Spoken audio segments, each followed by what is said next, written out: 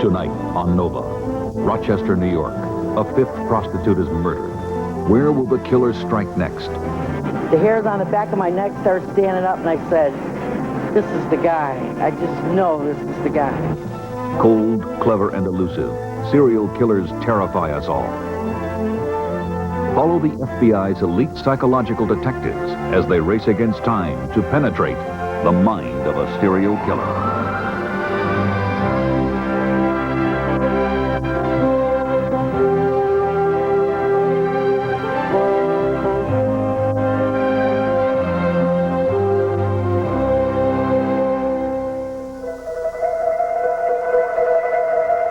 David Berkowitz, the son of Sam, shot at least 6 young lovers in New York City.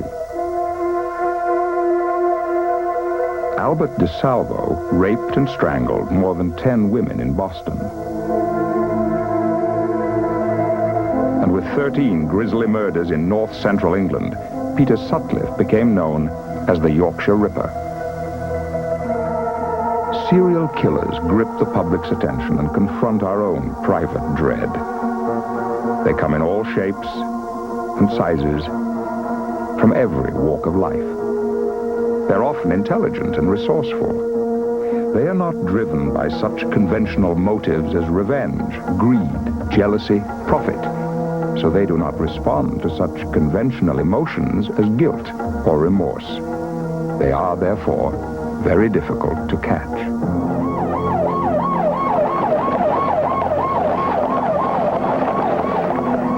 Since 1960, the murder rate in the United States has almost doubled. Now approximately 55 people are slain each day, and the number of mass, spree, and serial murders, crimes generally committed against total strangers, has increased steadily and alarmingly. Special Agent James Wright supervises the investigative analysis program of the Federal Bureau of Investigation. Back in the 1960s, the solution rate for homicide in the United States was over 90%. The solution rate last year was 68%. We're not seeing the type of crime that is committed between 2 people that know each other. We're getting more and more into stranger types of crimes. Those are the most baffling types because we don't have a ready pool of suspects, and very often we don't have a we don't have a motive for these crimes, not an obvious motive.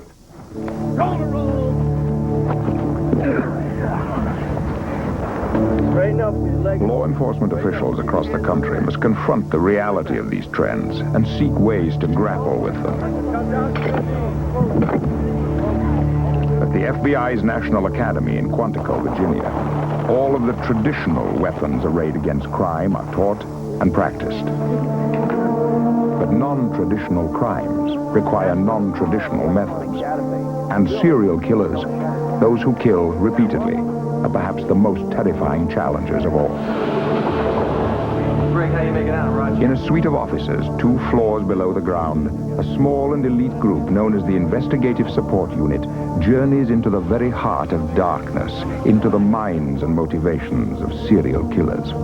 Over the weekend, we had several cases that came in, several of which are serial murder investigations that have been The unit's conducted. objective in more than 1,000 cases each year, Anyone else? interpret behavioral clues left at a crime scene to come up with a personality profile of an unknown and elusive offender. I want to let the front office know that they just came up with another body last week.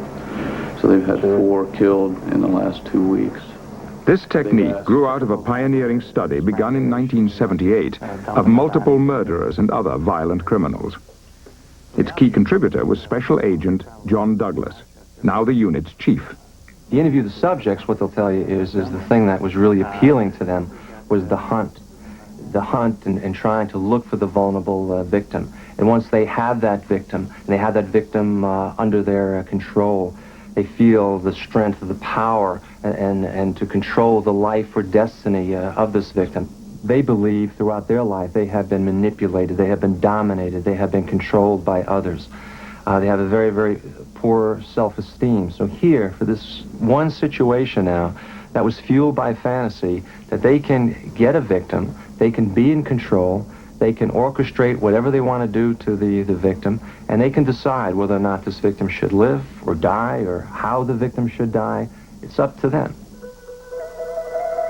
Douglas and his partner, Robert Ressler, went into the prisons and conducted extensive interviews with the most dangerous criminals to find out what made them tick. Out of the study came a system to understand and classify types of killers and other violent offenders. For the first time, the FBI was able to link what was going on in the perpetrator's mind to the evidence he left at a crime scene. Recently, in Colorado, a 15-year-old girl was deposited off the side of the road.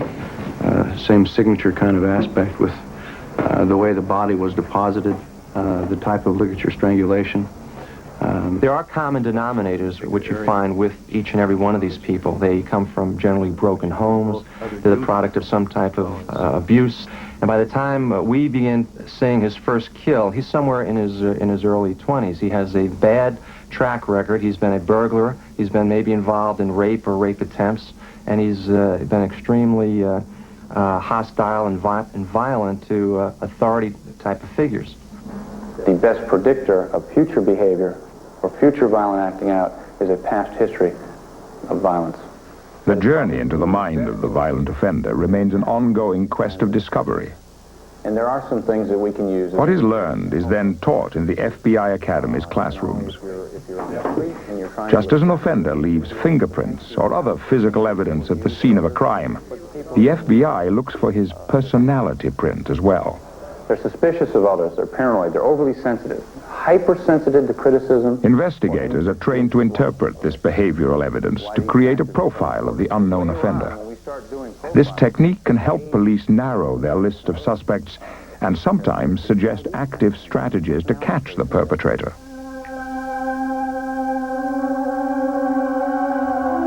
At this scene, a mildly handicapped teacher was found brutally beaten, raped, and strangled on the stair landing of her apartment building. She was attacked in the morning in a high-traffic area and was knocked out before being violated. After death, her body was mutilated and displayed in a ritualistic fashion. We've yet to see a case involving this kind of post-mortem mutilation where you had a black man or a Hispanic person. This seems to be the purview of white men and the manner in which they kill these victims. Special Agent Judson Ray brings his experience as a policeman to his profiling work. The fact that this was a mildly crippled victim, and also the perpetrator had to render this individual unconscious before he began his activities, suggested to us a kind of inadequacy on the part of this perpetrator, a person who's not very, very sure, a person who perhaps requires being alone a lot and is not very, very comfortable in the presence of other people. The fact that this crime occurred in the daytime, it was a very high-risk maneuver for the offender, suggested to us that this individual had at least a passing familiarity with the apartment building. The fact that this individual was out at this time of the day suggested to us that he was not gainfully employed, that he was probably living in a relationship dependent upon parents or some other significant person in his life.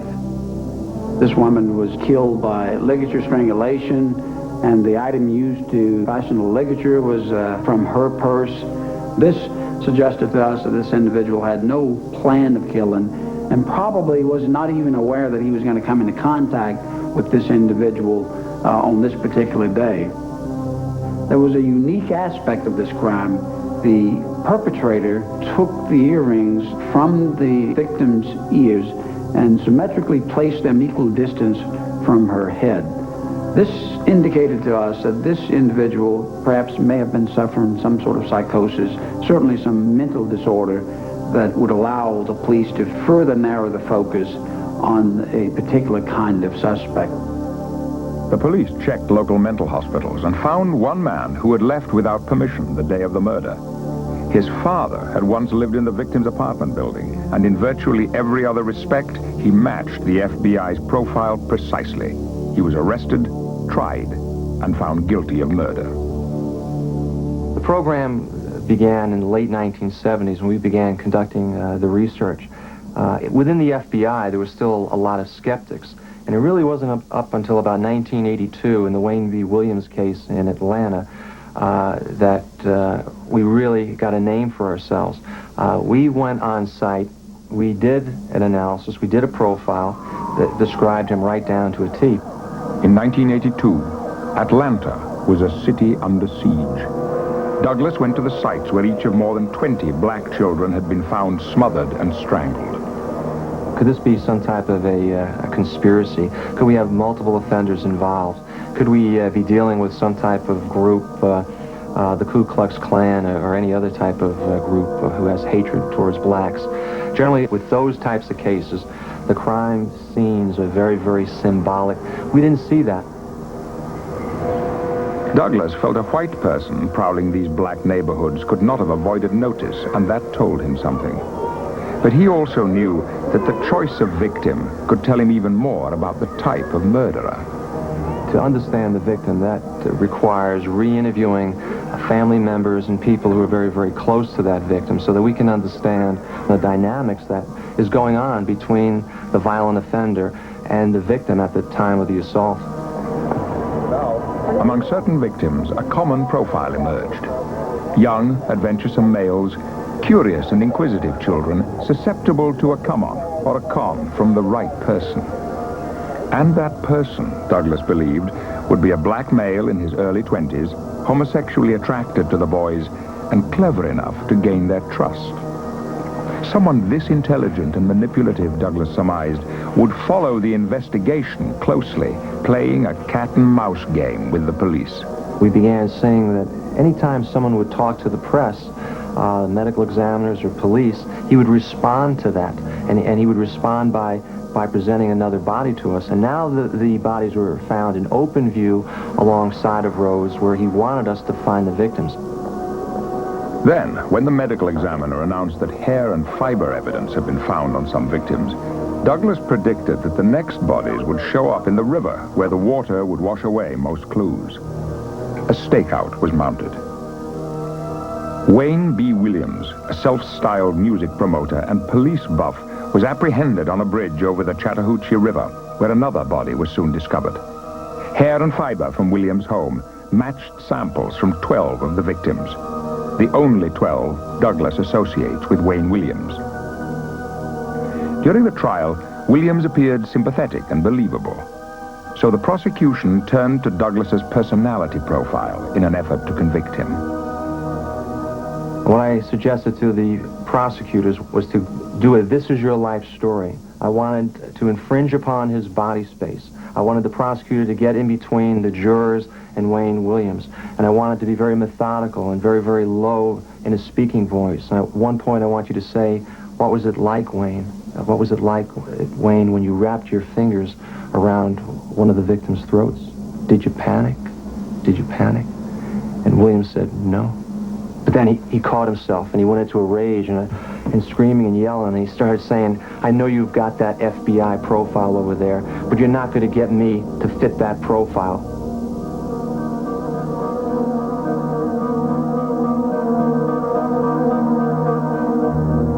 Atlanta is just one example of how a single person can leave a trail of human devastation in his wake.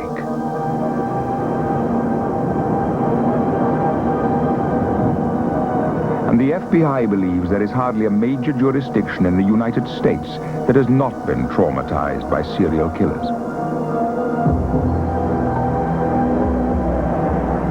When the bodies of two prostitutes turned up in Rochester, New York, it didn't create much of a stir. It was a routine investigation for Captain Lynn Johnston and his officers and detectives. It started very quietly. Police were concerned, but there's a certain number of homicides with prostitutes that happen every year because of the nature of their business, because of their involvements with drugs. It's not unusual to have 2 bodies or maybe 3 bodies of homicide related with prostitutes a year. It started in March 1988 with the shooting death of Nicola Gerson. And these were spread out. They were not only in the city, they were in the county. There were little methods were different. One was apparently asphyxiated, the other one was shot. So there didn't seem to be a clear-cut pattern going on at that time. It was another 6 months before the next victim turned up. Authorities... And then there came a time in which a skeletized body was found down in the river gorge. Couldn't find out who she was. It was real hard to start an investigation at that point, not even knowing who the victim was. Another one shows up down at the gorge, another skeletized body. And then there was another prostitute that ended up dead behind the YMCA. It seemed to be a little cluster going. Patricia Ives was young and pretty, and the fourth victim found in Rochester's scenic Genesee River Gorge. And when Patty Ives was found, the police were really concerned for this reason. They had 4 bodies down there. And whether they're related or not at that point, there are some similarities. And they were concerned that if it wasn't a serial, at least somebody was doing more than one of these killings. The investigators searched for links between the cases, sifting the scant evidence for any lead. You run through your files of people that have been involved in sex-type murders before. We're looking at our cases again to make sure we didn't overlook anything. We're looking for commonalities between our cases and go over everything with a fine-tooth comb. You picture in your own mind what a person could look like, but you really can't. The bodies were badly decomposed and offered virtually nothing in the way of forensic clues. And then, a 5th body was discovered in the river gorge. The importance of this one is that she was reasonably fresh compared to the other ones, which were either decomposed or been dead for quite some time, and there wasn't anything that we could have done with them for any type of evidence.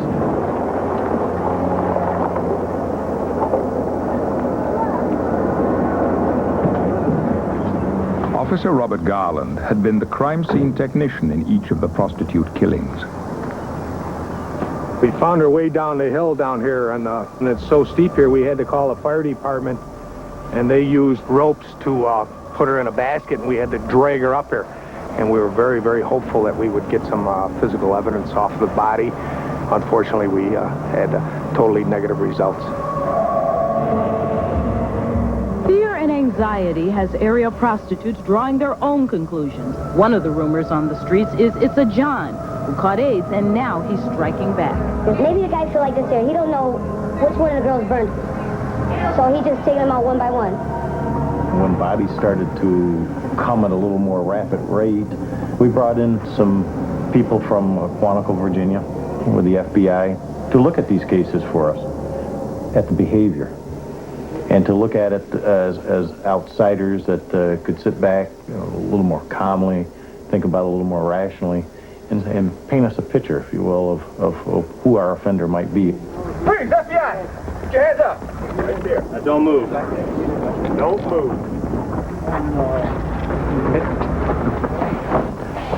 The case came to Special Agent Greg McCrary, in whose territory Rochester fell.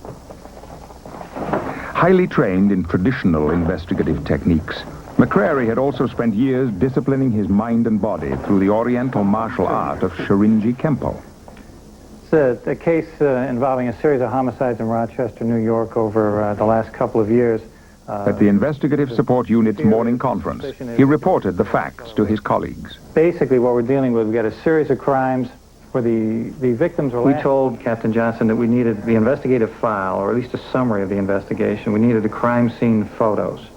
We needed victimology, and that is as much about each of these victims as they could tell us. Because we had to look at these crimes from the offender's perspective, in the order that the offender had encountered these victims and committed the crimes. And that would give us the pattern. That would allow us to see changes, patterns in the activity of the offender. Next one, which I believe to be the first in the series to be related here, deals with a white female prostitute named Dorothy Blackburn. Many of the victims you're going to see are right downtown in the River Gorge area. The similarity here, though, deals with the dumping the body in water, and that we're going to see time and again as we go through here. Did he weight her down in the water? No. These areas are not the areas where they would go to, the prostitutes, where we're finding these victims, right? No, it's not. Yeah. Obviously, the offender's got a car. They would not walk with the guy. They're getting in a car with him. Has there been a lot of publicity here? Has this been connected in the media? Every day. Every day. Yeah, I think there definitely is a serial killer working here. He's a white male. Probably the victims are white, predominantly white. I think the ones that are related certainly are white. We have a core group here of homicides I feel are related. He is very comfortable on the street with his victims. Doesn't appear out of place, you know, in that environment. As McCrary followed the unfolding case, Rochester police stepped up their patrols and surveillance. Detective Leonard Borriello was one of the key investigators. During the period that the girls were being found dead, our tactical unit was strategically placed around the entire area, observing prostitutes, just watching them, not arresting them, and taking down the plate numbers of vehicles that they would get into. We asked the girls to call us and report anything out of the ordinary, any kinky individuals they might happen across. It would be just out of the ordinary. One of the prostitutes working in the area these victims had disappeared had come forward to the police with information about a trick or a John who wanted her to play dead, and that he, matter of fact, was suffering or experiencing erectile insufficiency prior to that. And then only when she played dead was he able to be sexually aroused and gratified. We couldn't say that that's your guy, but what we said is that's the type of thing, that's the type of behavior that we expect your offender to show. He was real nervous, and that made me nervous. And I carry a knife to protect myself, and I do know how to use it. So I just let him know point blank that I had a weapon and that I was nervous that there was a serial killer. The only time he was really abusive to me is, you know, when I asked him, you know, why was it taking? I had been there like 40 minutes. That's when he really said, well, if you just play dead, bitch, we'll get this over in a few minutes. You know, and little things kept clicking, you know, and the hairs on the back of my neck started standing up, and I said, this is the guy. I just know this is the guy.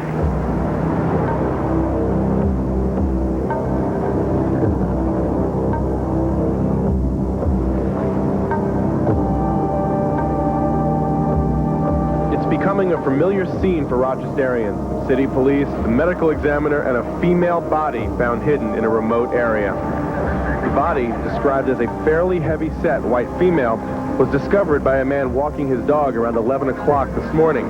Police think there is a chance it might be linked to the other bodies recently found. Thanksgiving Day. Very cold day. Very, very cold day.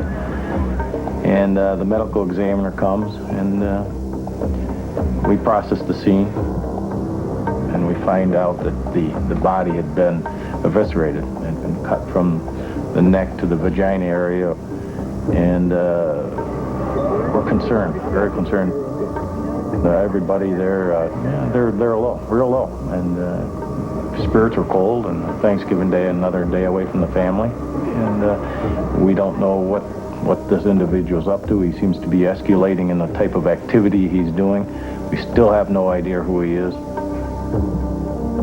June Stott was the 10th victim found, the first who was not a prostitute, and the first whose body the killer had mutilated after death.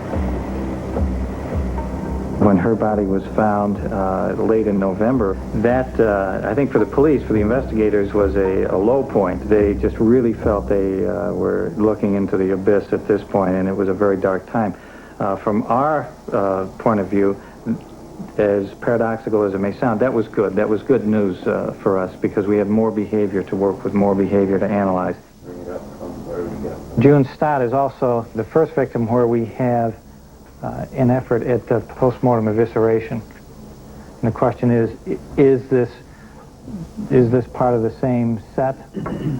Is this another offender working? Is this the same offender now who is living out his fantasy more and is becoming more involved with these bodies as time goes on? Do we have, in this case, pretty much the same modus operandi as far as we know as with the other cases that you think are connected? Do we see we're seeing a big change in behavior, but is there also a lot of consistent behavior?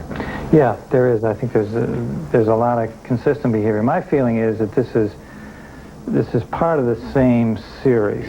I think we've got an offender that's spending more and more time with these victims. It's an evolution on his part. Right. He's acting out his fantasy now. Maybe he's wanted to do this before. He just hasn't had the time or felt comfortable enough to do it. He's now spending time as same type of victim. I think we'll see with the victims after this that this type of postmortem mutilation will continue. If this is part of acting out his fantasy becoming reality, he's going to continue to do this sort of thing with the victims.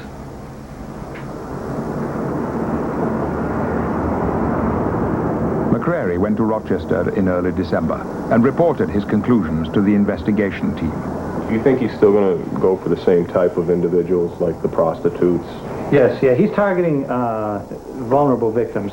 He's not adequate enough individual to go after a more difficult target.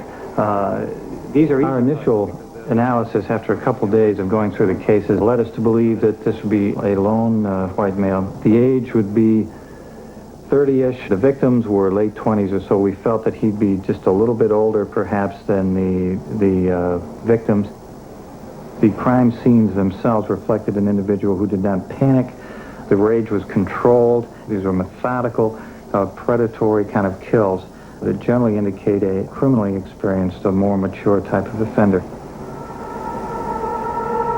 We felt he would be familiar with the Rochester area, be familiar with the River Gorge area, could be a fisherman, a hunter.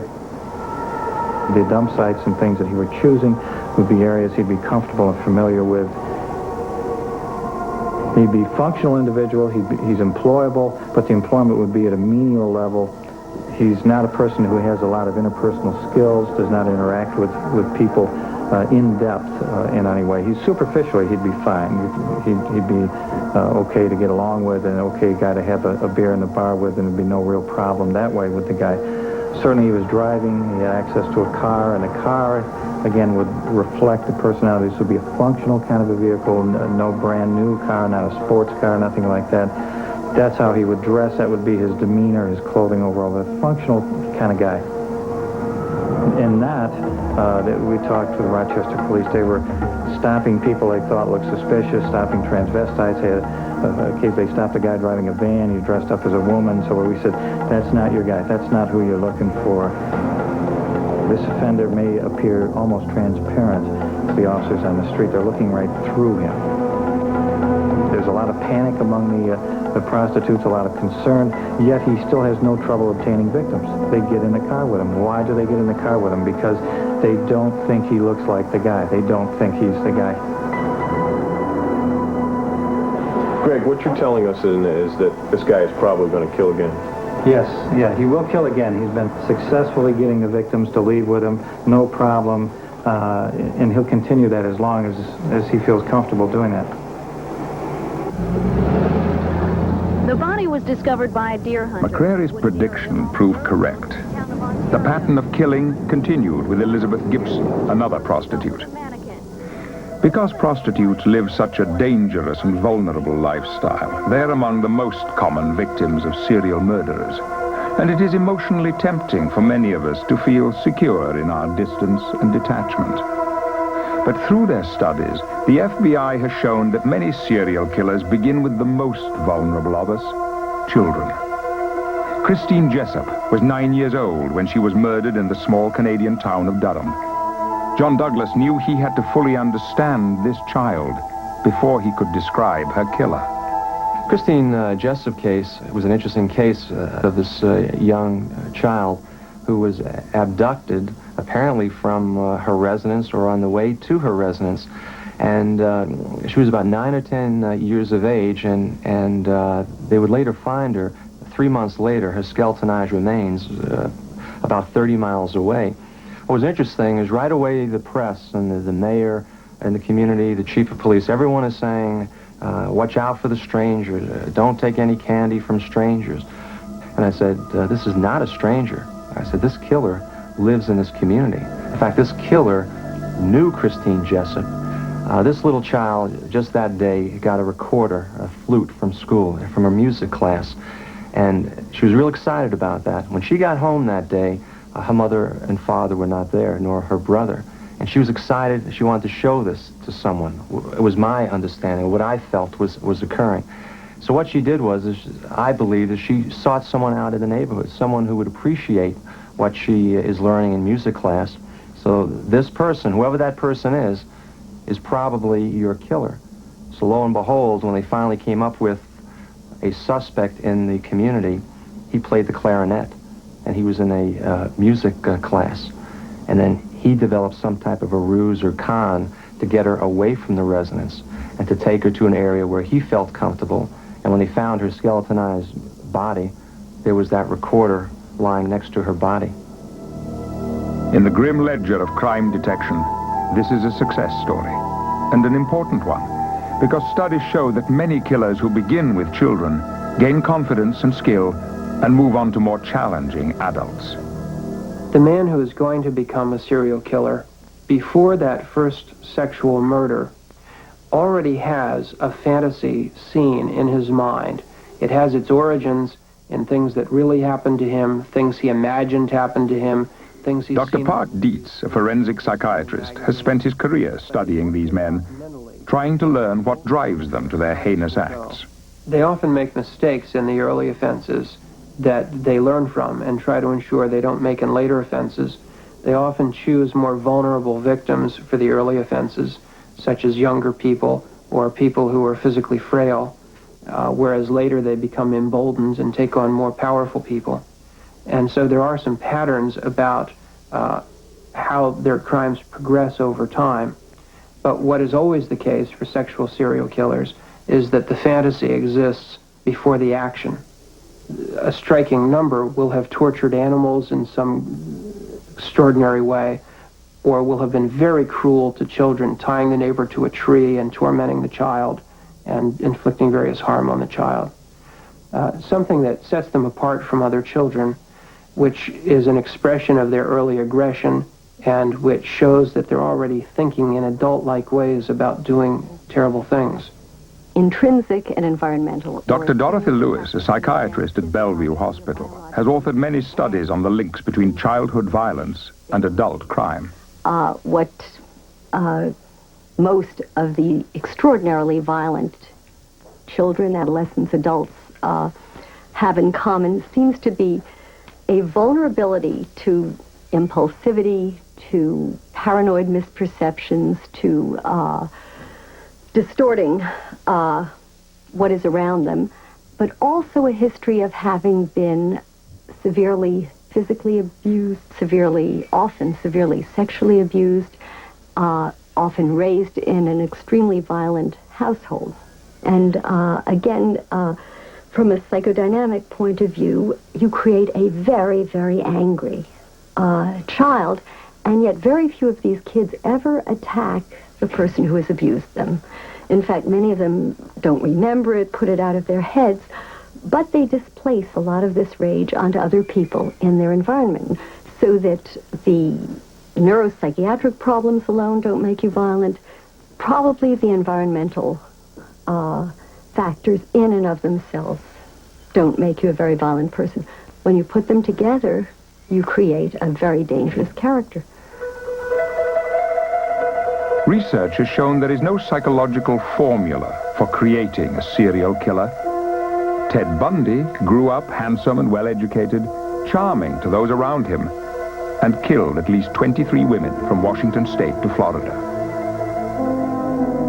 Others come from different backgrounds. David Berkowitz, known as the Son of Sam in New York City, he was the product of an adopted family. He never knew about this. He would later learn about this after he got out of the military. And by the way, he had no sexual relationships with any females throughout his life until he went to Korea. And lo and behold, he contracts VD. So it adds further hostility to women. Goes back to New York to look for his mother, and he finds his mother and his sister in Long Beach, Long Island, and much to his surprise, they don't want a thing to do with him at all. So at that point in time, he blossoms. He blossoms as a serial killer. So he procures a weapon, a .44 caliber weapon, a very strong, powerful weapon.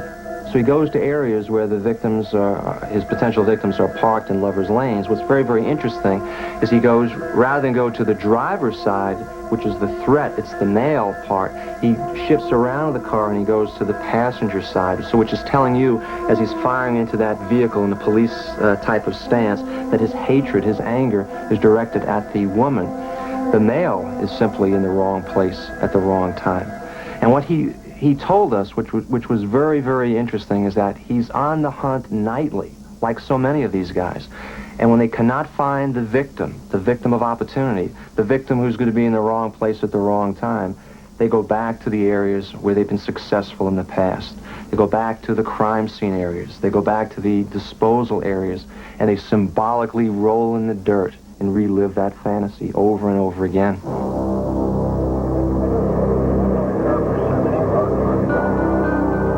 The gruesome discovery was made this morning on Meg Street. A man pulled out his trailer to go on a hunting trip and found the body. Police say it was covered up, apparently by leaves. Not only did Captain Johnston have 11 homicides to contend with, How the woman died. more prostitutes were missing. There are 3 missing white women from Rochester: Darlene Trippi, Maria Welch. But now, based on the profile emerging from the evidence, McCrary offered Rochester police a strategy to catch the killer. We had missing prostitutes who we felt were potential victims of the offender. We know that June Stott had been subjected to a post-mortem mutilation. We know it's not uncommon for this type of offender to have sex with some of their victims once they're dead. We felt that may be occurring. So we felt that he was being drawn back to these sites. So if the police could locate one of these dump sites and not tell, and then surveil that for a period of time, after they found it, they may well find this offender returning to that site.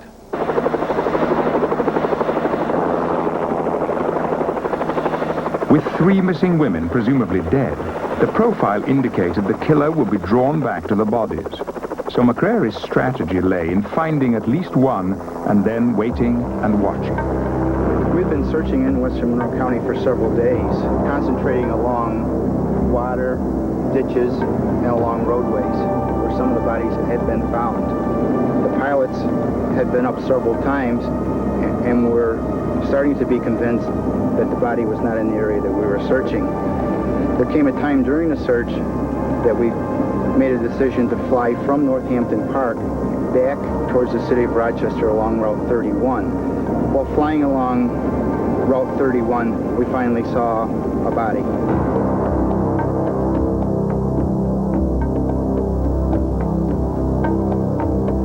The body was that of June Cicero, widely known as the most streetwise prostitute in the area. If she could fall victim to the killer, no one was safe.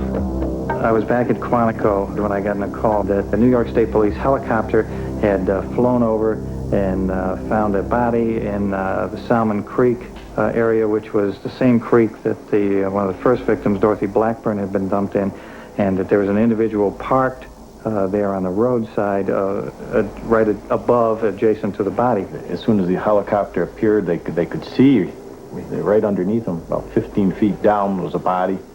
The car was right on top. The man swung his legs into the car. He was on the passenger side. This particular individual had fled when they'd seen the New York State Police helicopter. They had their patrol units converge on the area that he went in, located him, identified him.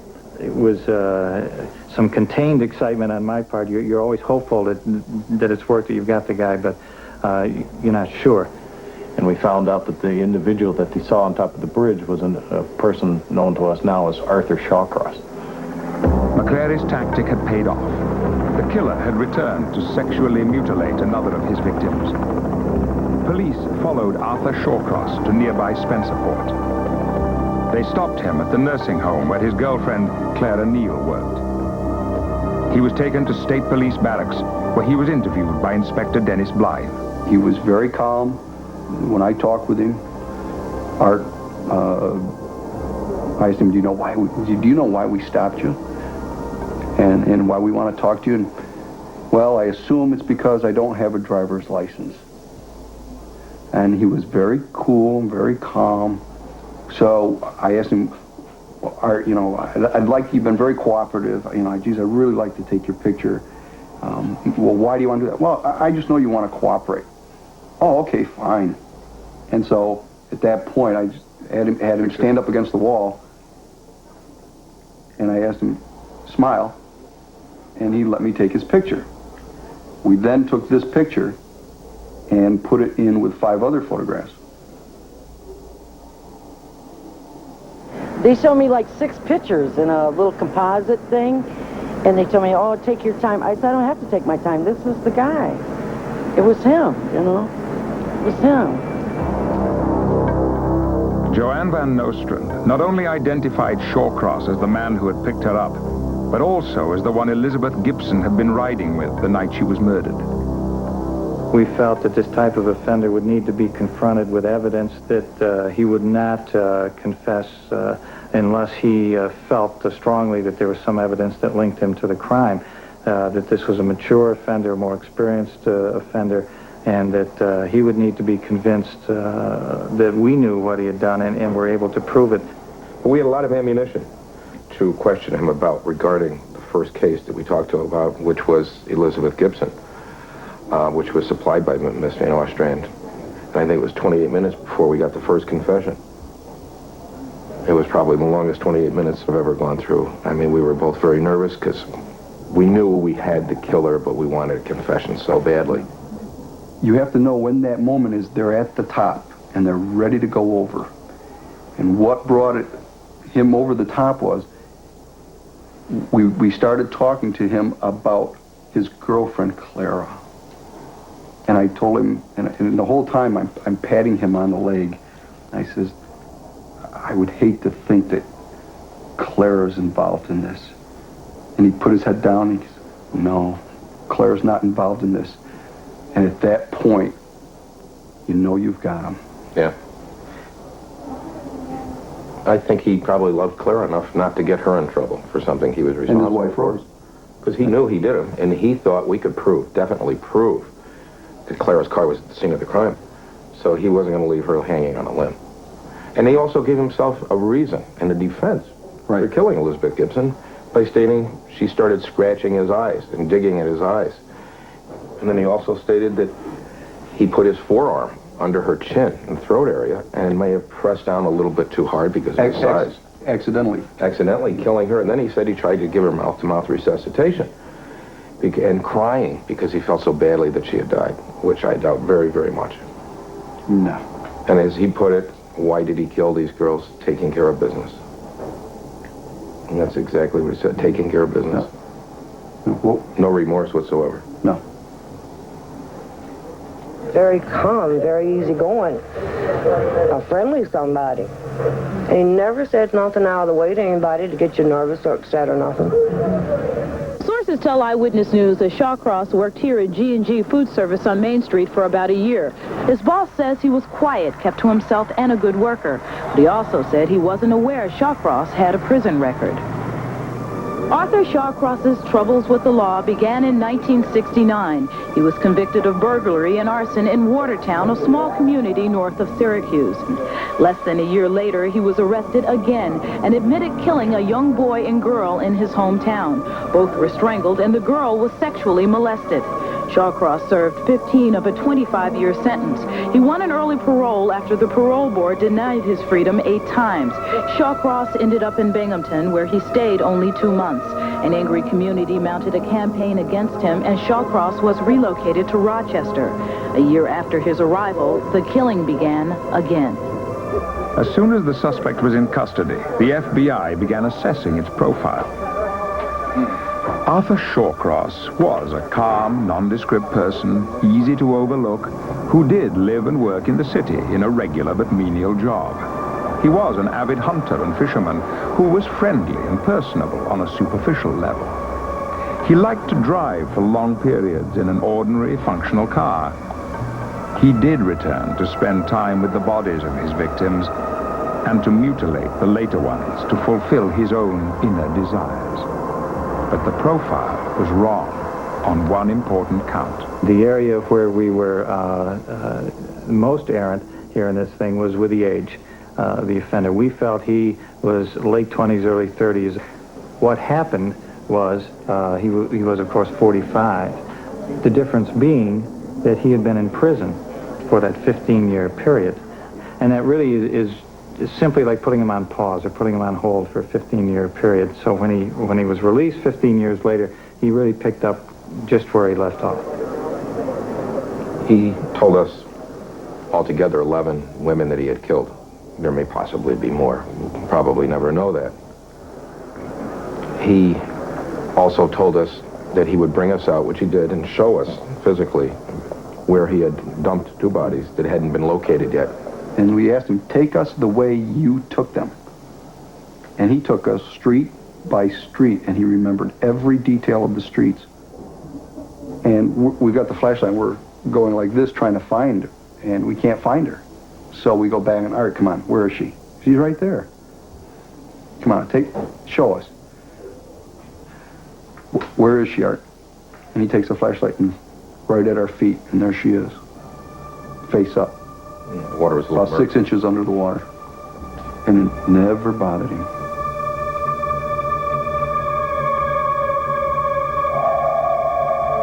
Darlene Trippi would be the last victim of Arthur Shawcross.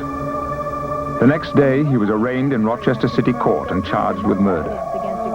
The task of leading the prosecution fell to First Assistant District Attorney Charles Siragusa. Shawcross did not deny the murders, but claimed he was insane at the time and therefore not responsible for his actions. After all, what else could compel a person to commit such horrible acts? If not insanity, then what? In New York State, in order for a defendant to prove to a jury that they're insane, and the burden of proof in New York is on the defendant, he's got to prove to the jury one of 2 things. Either that at the time he committed the homicide or homicides, he didn't know the nature or consequences of his actions, that is, he didn't know what he was doing, or he has to prove to a jury that he didn't know what he was doing was wrong. If a defendant can prove either of those 2 things, then the jury would be bound to find him insane. For in retrospect, it signaled the beginning of a nightmare that haunted this community for 21 months. The most damning evidence will come from the defendant's own mouth. Rather than a medical diagnosis, insanity is a legal concept upon which psychiatrists are asked to give opinions. The defense chose Dr. Dorothy Lewis to present its claim. Or feeling. It isn't a powerful cue in that it doesn't tell a person what to say. What Dr. Lewis was trying to convey to the jury, based on her opinion, was the fact that Arthur Shawcross, because of what she referred to as post-traumatic stress syndrome with extreme episodes of dissociation, and because of organic damage that she diagnosed as complex partial seizures, was not responsible when he killed any of the 10 women for which he was accused in Monroe County. Toward that end, she attempted to convince the jury through the use of videotapes in which he supposedly hypnotized Shawcross that he had undergone in his youth severe sexual and physical abuse at the hands of his mother.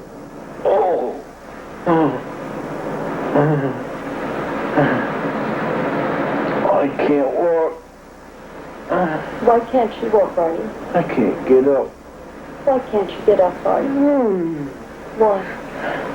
My back hurts. He was in a peculiar state at the time that he committed his act, so that I think there's a good question regarding whether he really knew what he was doing at the time that he was doing it. I knew from materials that his attorneys had sent me that he had a cyst in the anterior part of his temporal lobe. That kind of damage could certainly produce episodes of intense feeling and possibly episodes of extreme violence for which memory would be clouded or impaired or absent. The prosecution called on Dr. Park Dietz, who also examined Shawcross. You failed to realize what I said earlier? Well, I saw you use a jackknife on one. Yeah, I remember that. And a saw on the other. And there's only 2 of them. There wasn't any other time you used a hacksaw. to get me mad. None of the serial killers that I've had occasion to study or examine have been legally insane, but none has been normal either. They've all been people who have got mental disorders. But despite their mental disorders, which have to do with their sexual interests and their character, they've been people who knew what they were doing was wrong, but chose to do it anyway because this for them was the ultimate sexual experience. The fact that Shawcross made sure that no one was around when he killed any of the victims, again, is indicative that he knew what he was doing. The fact that during this period of time when the killings were going on, he was able to hold down a job and without any apparently malfunctioning at his work. He was able to carry on a relationship not only with his wife, but with Clara Neal. I think are all factors, apart from the psychiatric evidence, that speak to an individual who knew exactly what he was doing. Cold, calculating, and remorseless, for whom killing was not an emotional disturbance, but in the defendant's own words, business as usual. The trial lasted more than 5 weeks. The jury deliberated less than 1 day. The verdict, guilty of murder in the second degree on all charges. The sentence, 250 years to life in the state penitentiary. The conviction of Arthur Shawcross raises a final question about such vicious killers. What to do with them? After all, Shawcross, like many other serial killers, had already murdered 2 children. We've seen many cases where these people have been put into prison, they've served their term, they've been quote-unquote rehabilitated, put back out into society many years later, and they continue doing the same thing. And we truly believe that rehabilitation is, if not impossible, it's extremely difficult. And we really believe that society has to be protected from these people. I think that it does very bad things for our society if we become a mindless kind of group of people who doesn't care why someone did what he did and thinks only in terms of punishing the individual or of doing away with him. I think that if we're going to be a humane society, we have to protect ourselves, but we also have to understand what made these people the way they are, and then I would say work very hard to try to prevent creating more people like that. What I have to feel and what my people have to feel, we have to put ourselves in the shoes of the victims. So what I flash back to is a victim who's screaming, who's begging for the life. And I have tapes here. I have tapes of victims who are being murdered, who are regressing in their behavior, calling out for their mommies, calling out for their daddies, and begging, and please God, please don't kill me. But they kill them. And so when I see the day of execution and the little vigils outside of the penitentiary, you know, I may, for a second there, maybe feel sorry, but then I want to pull out the file jacket of these guys. I want to look at those crime scene photographs. I want to look at that autopsy protocol and look at those autopsy photographs. And I want to see the interviews of the victims and the families, and put myself back into that victim. So I have no sympathy at all for these people.